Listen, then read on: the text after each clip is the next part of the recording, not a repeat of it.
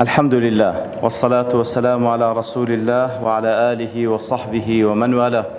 ربنا آتنا من لدنك رحمة وهيئ لنا من أمرنا رشدا. ربنا اغفر لنا ولإخواننا الذين سبقونا بالإيمان ولا تجعل في قلوبنا غلا للذين آمنوا ربنا إنك رؤوف رحيم. رزا خوش حالم لواني هشتم لوانا كاين تسكيبهم وخزمتان ومبس رزا من دي رب العالمين وهي ودارم هم لا يكسودي لبيني دیارە هەروەکو بەبیر هێنانەوە ئەو منهجێک کە هەڵمان بژار بوو بەو ناوەیە منهج الإسلام في تزكية النفس وأثره في الدعوة إلى الله أنس أحمد كرزون. ئەوەی کە باسمان کرد لە چەندوانەی ڕابردوو بنەما عەقیدیەکان لە بۆ تەزکیەی نەفس، پاشان گەیشتینە ئەو عیباداتانە ئەوەی کەوە بڵێن بەلاشە ئەنجام دەدرێت یاخود بەدڵ ئەنجام دەدرێت یاخود بە زمان ئەنجام دەدرێتن کە لە نەتیجەدا ئینسان دەبا بەرەو تەزکیەی نەفس. یەک لەوانەی کە باسمان کرد بە حکمەوەی کەوە پێشی ڕەمەزان بوو باسی ئەسەری بە ڕۆژیبوونمان کرد لەسەر تەزکیەی نەفس، بەڵام ئەوجا دێینەوە سەر تەرتیبە تەبیعیەکەی خۆی کە یەکەم شت باسی دەکاتن بابەتی علمی نافع. علمی نافع زانستی بەسوود کاریگەریەکی هەیە لەسەر تەزکیەی نەفس. دیارە علمی نافع یاخود ئەو زانستەی کەوا سوود بەخشە لە ڕوانگەی شەرعەوە کە لە نەتیجەدا تەزکیەی لێ پەیدا دەبی، هەموو علمێکەوە لە رب العالمین نزیکت بکاتەوە و هەروەها خەشیە و ترسان لەخوا لە دڵت دروست بکاو ببیتە مای ئەوەی کەوا هانت بدا لە بۆ کردەوەی چاک. کەواتە علمی نافع وەکو زانایان بە کورتی دەڵێن ئەو علمە پێگوترێ نافع کەوا عەمەلی صالحی لە دوادا بێ. ئەو علمەی کەوا عەمەلی صالحی لە دوادانایە نافع نییە، بەڵکو دەبتە حوجە لەسەرت. جا کە دەڵێن علمی نافع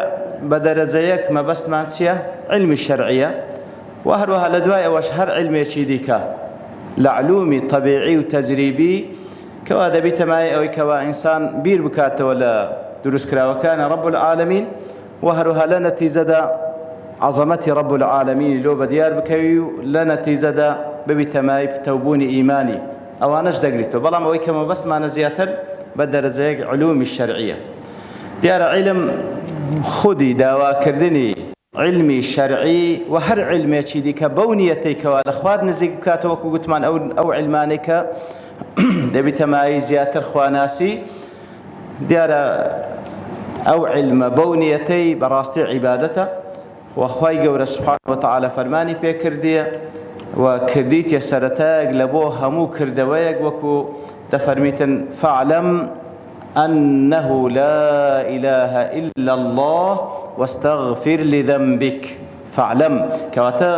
خوای گەورە سوبحانه وتعالى بە صیغەی ئەمر دەفەرمی فاعلم بزانە بێگومان هیچ پەرستراوێکی بە حەق نییە تەنها ئەڵڵا نەبی سوبحانه وتعالى.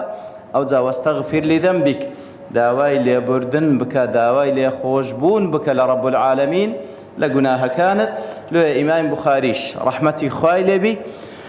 وەکو عولەما کە باسی دەکەن ئەو صەحیحەی کە ئەصەح کتاب بعد کتاب الله لەوێن دەرێ لە سەرەتادا یەکەم باب لە بابەکانی کە باسی کردیە العلم قبل القول والعمل. العلم قبل القول والعمل کەواتە فعلا پێویستە پێش ئەوەی هەر قسەیەک بکەی هەر کردەوەیەک بکەی بەنیازی ئەوەی کەوا وەکو عیبادەتێک لە خوای گەورە نزیکت بکاتەوە پێویستە علمت پێوە هەبی. لۆیە خوای گەورە سوبحانه وتعالى بەو شێوەی فەرمووە وەکو عولەماش بەو شێوەی تێگەیشتینە. دیارە داواکردنی علم عیبادەتە، عیبادەتێکی وەکو دەڵێ بە قەدر و قیمەتیشە، یەکە لەو شتانی کە لە یەکە لەو کار و کردوانی کە لە رب العالمین نزیکت بکاتەوە. لەبەرەوەی ئێمە هەمومان دەزانین کە لە بۆ عیبادەت خۆڵقاینە وەکو رب العالمین دەفەرمی وما خەلەقت الجن والئینس إلا ليعبدون. ئەو عیبادەتە بە شێوەیەک دەکەی پێویستە علمت پێ هەبی تاوەکو عیبادەت بکەیلۆیە ئەو علمە وەکو پێشەچیەک لە بۆ ئەنجامدانی عیبادەت طبعاً لە خودی خۆشی عیبادەتە ئیتر هەر کاتێکەوە لە قەدەر ئەوەی کەوا علمت پەیدا کرد بە تەئکید دەزانی کو خوا دەپەرستی و قەدر و قیمەتیشت لە دنیا و لە قیامەت بەرز دەبیتەوە ئیتر چەندین بەڵگە لەسەر لە قورئان و لە سونە لەسەر قەدر و قیمەتی علوم بەگشتی و علمی شەرعی بەتایبەتی لەوانە وەکو لە سوڕەتی ئەز-زومەر لەو ئاەتەدا رب العالمین دەفەرمی أَمَّنْ هُوَ قَانِتٌ آنَاءَ اللَّيْلِ سَاجِدًا وَقَائِمًا يحذر الآخرة ويرجو رحمة ربه قل هل يستوي الذين يعلمون والذين لا يعلمون إنما يتذكر أولو الألباب زياتر طبعا بعام جمال لدبيتن آخر آيات كيدا قتره قل هل يستوي الذين يعلمون والذين لا يعلمون أو كساني كوا دزانا وكو يكن لقل أو كساني كنازانا بالتأكيد وكو يكنين بلام أو علميك خواي قوري اعتباري لو دانايا علميك أو علميك خواي قوري اعتباري لو دانايا ودفرمي جياواز خاوني وعلمي لقل كسك علمي نبي أهو صفتيتي كواتا أوش تأكيد لسر أويك أو علميك لا رب العالمين اعتباره أو علميك وعبادتي لدواداده عملي صالحي لدواداده تمشاك أمن هو قانت آناء الليل كواتا يكم زار تركيز لسر عملكي دكاتن أو عمليك لو علميها القولاية أو كسيك وقانتا مطيعة بردوام لعبادة كدني خواي قور آناء الليل وتساعاته كاتكاني شو خريشي شو نويجة لسوزدو لقيام دا يتر برجاء بويكوا يحذر الآخرة ويرجو رحمة ربي لنيوان خوف ورجاء دا لا ترسي رب العالمين وهروها رجاء برحمة رب العالمين هيك وكتمان أو صفتيك أخوي قول الله أنبياء لو ما بازك ولا أخوة بارستان لو ما بازك كبيوست فعلا هم إنسان شي مسلمان لبين خوف ورجاء دابجي أو ببيتا دافعك لبوي كوا أخوي قول بارستي أو زاد فرمي أو كساني كوا علميان هي وكو أو كسان كوا علميان كواتا نشاني أو كسي كعلمه علمك كلا رب العالمين اعتباري لو كلا أو كسي كوا فعلا عبادتي بيدك لخواي بين زيق دبيتو كلير دا زياتر بازلا شو نويج دكا كبصراحة شو نويج لتاريكاي شو ببيوكس هستي بيبكاتن واتا علمك براس إخلاصي لي بباش كوتيا علمك دافع لويك أو خوشيرين لتساوي خوي بزريني وهستو لبينا يخواي قول سبحانه وتعالى رب العالمين دفرمي أنا وكو أو كساننين كنازانا باشان هلا بلقل سر شرف علم خوي يقول لسورة طه هذا فرمي فرمان ببيغمبرك أصراسم لدواء إيش فرمان بهمو إيمان دارك دكاو دفرمي وقل ربي زدني علما ربي زدني علما كواتا رب العالمين فرماني بيك الديال دائما بالتأكيد أو دعاني قرآن والسنة ساكترين شوازي دعان لو يقلو دعاني كبيرست إيما لبير ما بي بردوان بيكين ربي زدني علما ما بس لو علمي أو علميك ونافع أو عملي لدواداده وديالا وكدلة علمي نافع تندين ثمرات بروبومي زور كوريه كلهموان قرنك ترسيا خشية وترسان لرب العالمين إنما يخشى الله من عباده العلماء سورة فاطر إنما لبو حصرة طبعا أويكوا بتواوتي لأخوادة ترسيا تشينا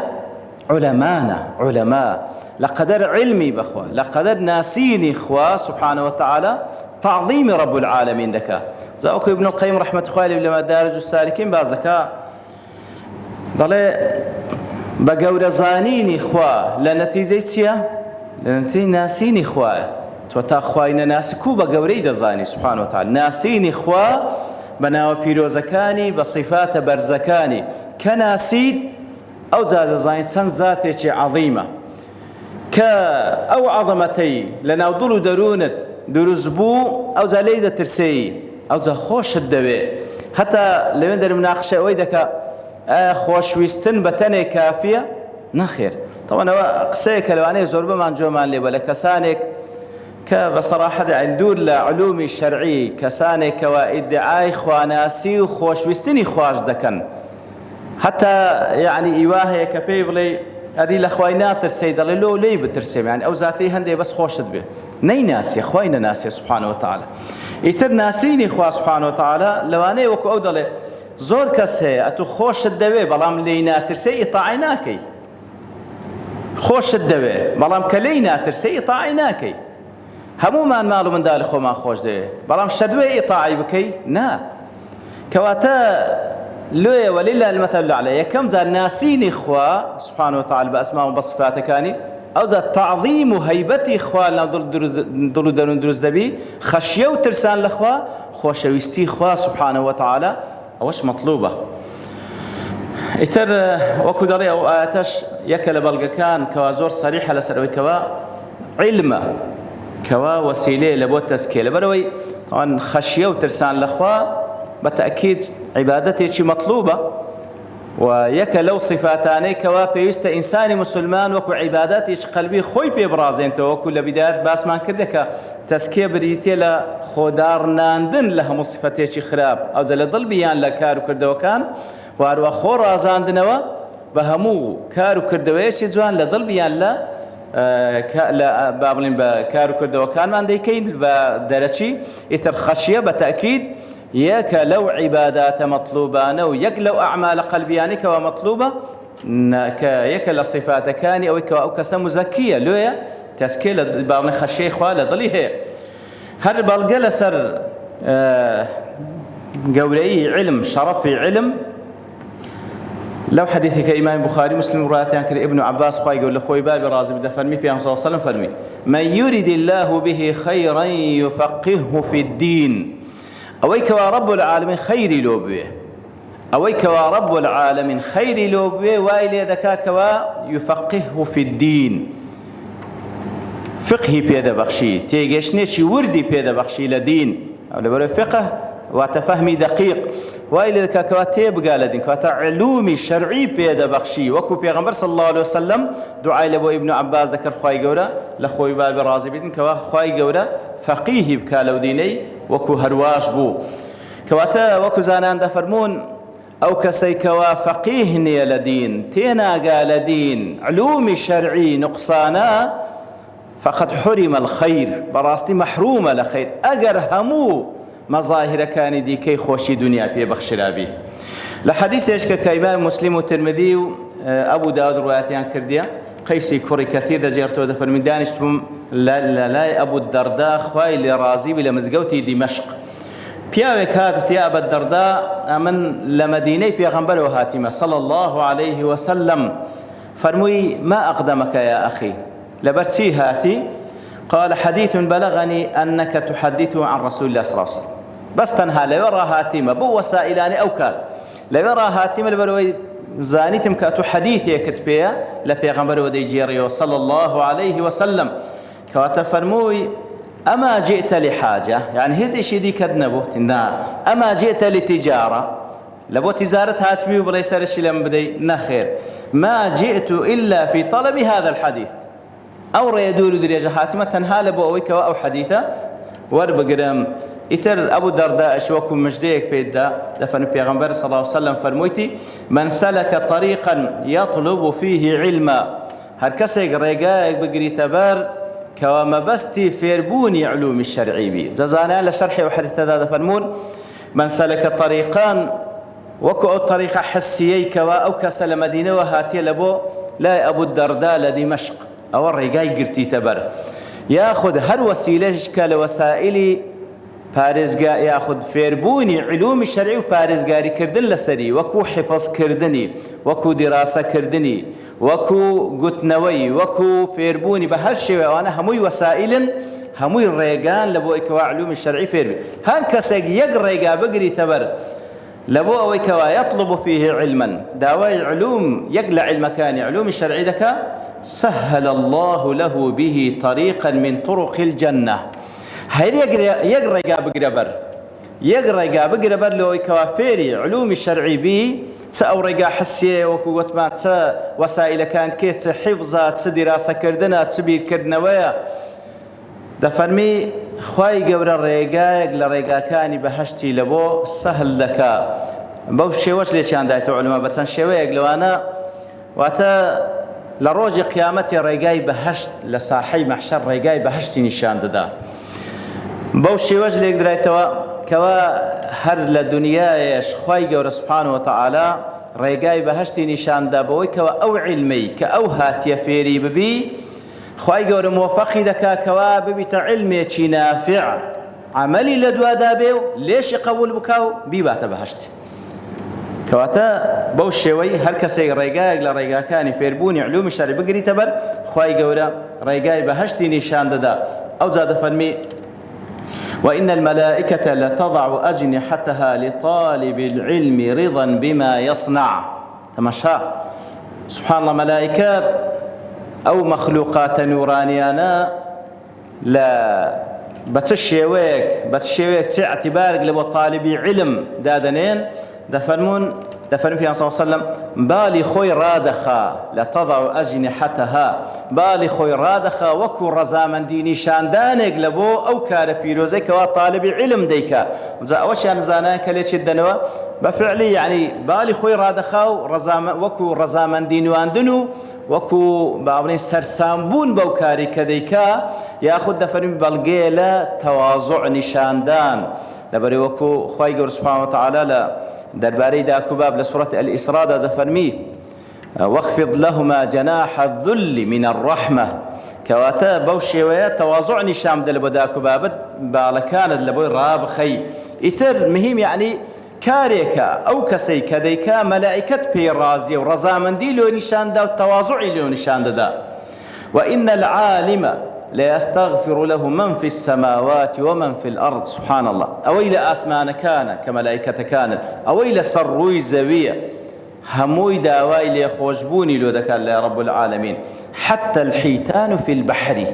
حتى جان لبركاننا وبحر سبحان الله يعني أوهموا هزار أوهم مليونات مخلوقاتا هموي داواي ليخوشبوني لو ذكر وفضل العالم على العابد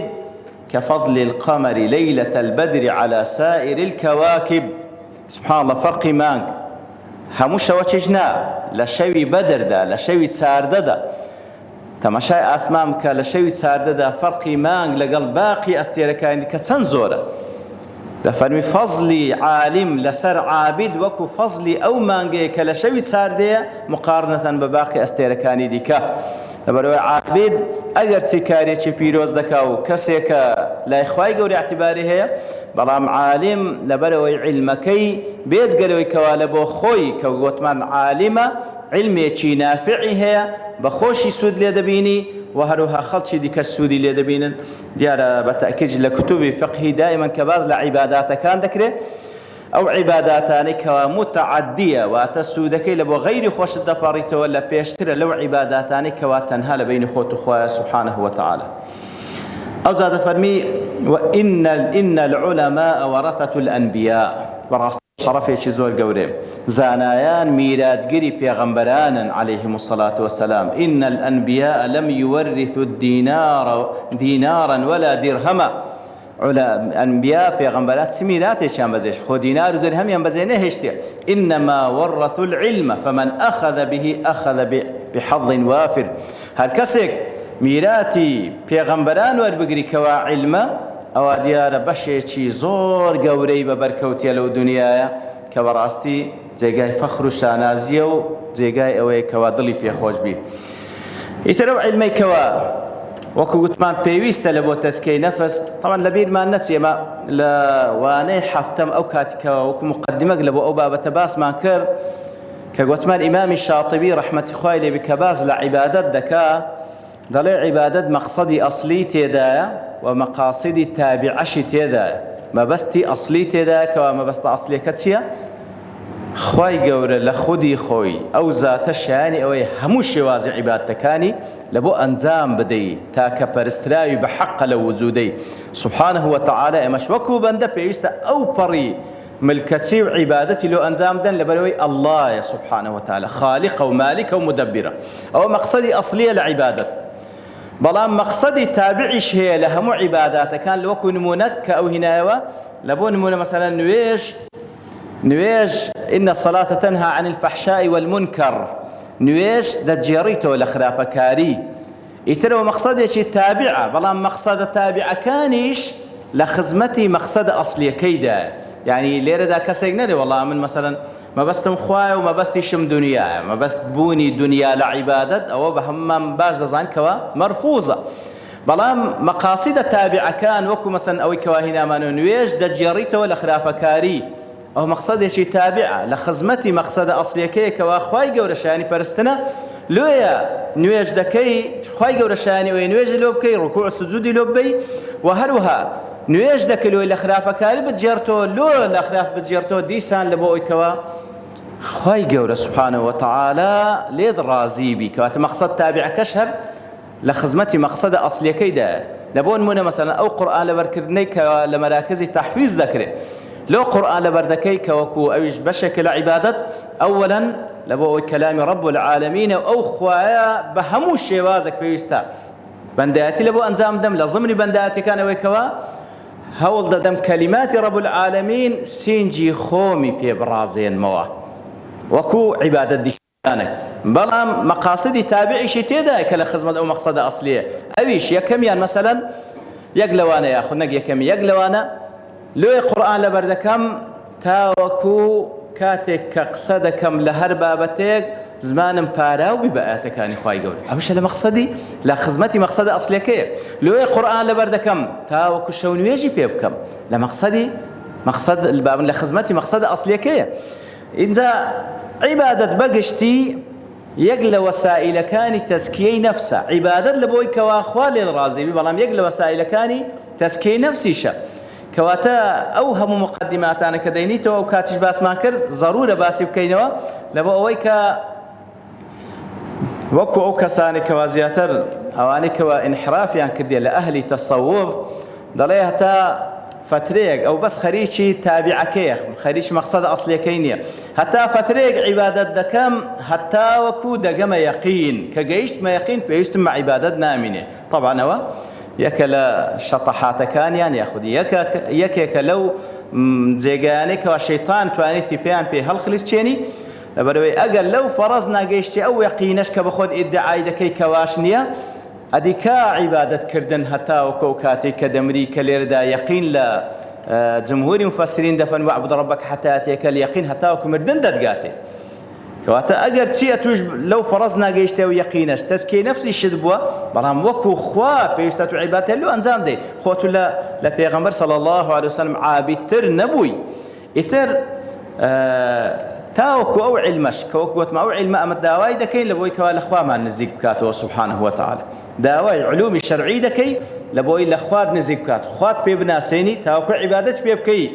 و هەروەها وەسیلەیەکە لە بۆ تەزکیەی نەفس لەبەرەوەی بابەتە سەرچیەکە ئێمە ئێستا کە خەریکی تەزکیەی نەفسە و تاوەکو ئەو علمەش دەوری هەبی لە تەزکیەی نەفس پێویستە ئەو دوو مەرجەی تێدا وەکو لێرەدا باسی کردێ یەکەم ئەن یەصحەبەه العەمەل الصالح پێویستە کردەوەی چاچی لەگەڵدا بیت پێویستە کردەوەی چاچی لەگەڵدا بی مع الإخلاص لله سبحانه ئەو پەڕی ئیخلاسیش ئەو علمەی فێر دەبی تەنها و تەنها مەبەست خوای سبحانه وتعالى لو يبيك عمل والالتزام الآداب المطلوبة للعالم والمتعلم تاوك بابند بي بهمو أو آداباني كوا بيويست بي بابند بي وكو متعلمك أولا باشانيش وكو عالمك بيويست بي بابند بي أو يك دوام أن يتجنب المسلم المراء والخصام في مسائل العلم وكو دين دواتري باسي دكين أقر بس لوي فير بي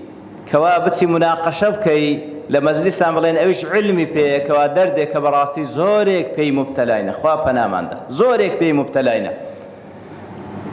ئەو زۆر خەتەرە بەڕاستی فێربوونی علم لە بۆی کەوا فێرە مناقەشەبی زۆر خەتەرە لۆیە شەرتی دووەم ئەوەیە کەوا لۆ هەندێ هەوڵ بدەی فێربی تاوەکو خۆت عیبادەت خوای گەورە پێ بکەی سبحانه وتعالى و هەروەها خۆت لێ لە مناقەشە و لە خلافات و لە خصام بپارێزی ئیتر علم و عمل وەکو گوتمان پێویستە ئەو علمە عملی لە دوو بێ أو علم بيست عمل لدو به هر علمش عمل لدنهات خيري بيوانية سندين بلغل سرهنده أتأمرون الناس بالبر وتنسون أنفسكم آية فرمان بخلشي دكن ببر تاككاري وتتركون أنفسكم وتنسون يعني وتتركون واصل أخوة دينن زي وزينا كان لكاتك دا وأنتم تتلون الكتاب كان قو كتاب إخوة يقول دخينه أفلا تعقلون باش عقل لقل أوشتا دا قنزي نا قنزي بالتأكيد أقر باش بلو بخوت زي وزينا كي لسورة الصاف يا أيها الذين آمنوا لما تقولون ما لا تفعلون كبر مقتا عند الله أن تقولوا ما لا تفعلون لو أو خسانة دا كان كبخوتان زي وزينا كان طبعا بقشتي بلام لهندق لتفسير كان زور سيرة بتايبتي لقاسمي دلي زيادة لما تقولون ما لا تفعلون أو دقري توا حاشا شروع زنابتان درو كردن خلاف وعد يعني سبحان الله سنكس بي مبتلى بودو درد بتايبتي درو خلاف وعد أو زاد فرمي برو كإنسان أو دوشتي هبو يتر هموشتيش كذا كبر مقتا عند الله كبر مقت أشد البغض وبالغه أو بررقل يبون رب العالمين لا رب العالمين لو شيء أن تقولوا ما لا تفعل دي سان تأكيد دكاتو إعادة دكاتو يعني نافرمي كبر مقتا عند الله على ذلك شكرا لبيشو فرموي لما تقولون ما لا تفعلون دوباري دكاتو لبوي كوابزا إن تنقوري لا إخوائي قولا سبحانه وتعالى أن تقولوا ما لا تفعلون لا حديث يجدا كوهمان بيستيت ما بلا مهر وكو تذكيرا كوكو إمام الترمذي رواية كردية عبد الله كور مسعود خوالي رازي بالله بيغمبر صلى الله عليه وسلم دجرته ودفرمي لا تزول قدم عبد يوم القيامة عند ربه حتى يسأل عن 5 بي هزن بيق لروج قيامة لخزمت بروردقاري لساحي محشر لبو حساب لو ساحي لانا كوي وناتواني برواها تاوكو برسالي لك الترباري بينشد عن عمره فيما أفناه أو تمني خوي لسي صرف كر بقشتي وعن شبابه فيما أبلاه أو التخصيص بعد عامه وعن شبابه فيما أبلاه بتايبتي جنزيتي هيلة صرف كر وعن جسمه فيما أبلاه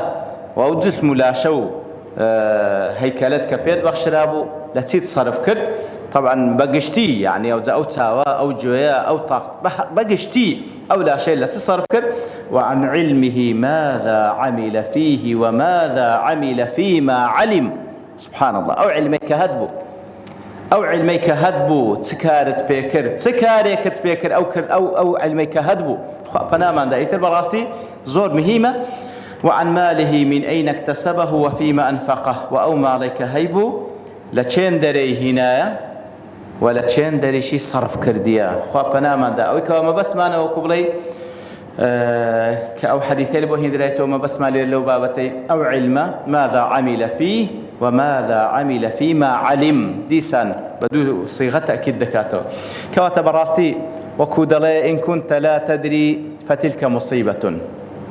أجر نازاني أو مصيبة نازاني أو نيبر ولا نازان راحتي جانبنا ولا نازاني آثم بنزانك